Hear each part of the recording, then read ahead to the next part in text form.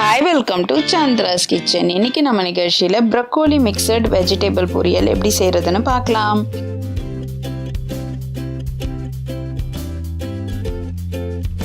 இது வரைக்கும் சந்திராஸ் கிச்சனை சப்ஸ்கிரைப் செய்யாதவர்கள் ரெட் கலர் சப்ஸ்கிரைப் பட்டனை ப்ரெஸ் பண்ணி சப்ஸ்கிரைப் பண்ணிக்கோங்க. கூடவே பக்கத்தில் இருக்கிற பெல் பட்டனை ப்ரெஸ் பண்ணுங்க. எங்களுடைய அப்டேட்ஸ் உடனுக்குடன் உங்களை வந்து சேரும். மேலும் மற்ற வீடியோக்களை பார்க்க மெனுவில் உள்ள வீடியோ பட்டனை ப்ரெஸ் பண்ணுங்க.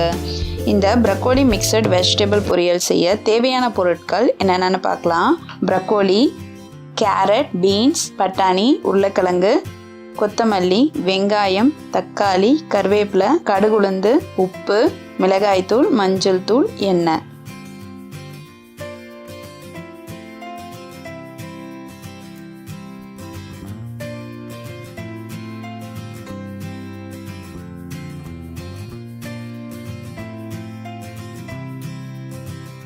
கடாய் வச்சு 1.5 ஸ்பூன் எண்ணெய் ஊற்றிக்கலாம். 1/2 ஸ்பூன் கடுகுளுந்து போட்டுக்கலாம். 1/2 ஸ்பூன் ஜீரகம், சோம்பு போட்டுக்கலாம். பூண்டை பொடியாக நறுக்கி சேர்த்துக்கலாம்.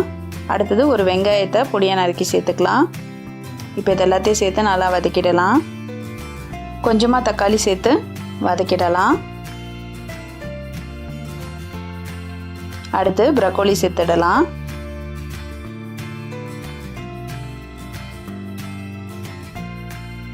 கேரட், பட்டாணி, பீன்ஸ் இது மூணுத்தையுமே இதோட சேர்த்துடலாம். இப்போ இது எல்லாத்தையும் சேர்த்து நல்லா வதக்கிடுங்க.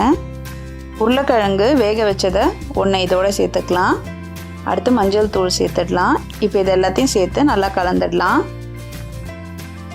அடுத்து 2 ஸ்பூன் மிளகாய் தூள் சேர்த்துக்கலாம். தேவையான அளவு உப்பு சேர்த்துக்கலாம். இப்போ இது எல்லாத்தையும் சேர்த்து நல்லா கலந்துடுங்க.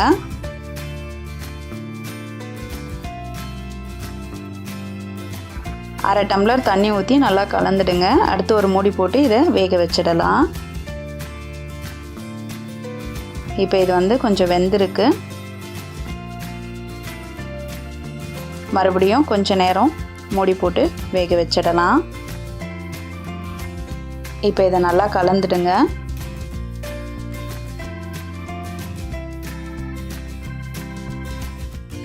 இது கொஞ்சம் ட்ரை ஆகிற அளவுக்கு இதை வதக்கிடுங்க.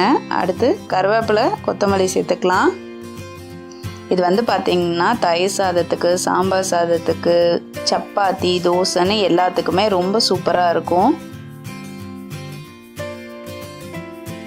நீங்களும் இதை உங்கள் வீட்டில் ட்ரை பண்ணி பாருங்கள். உங்களோட ஃபீட்பேக்கை எங்களுக்கு சொல்லுங்கள்.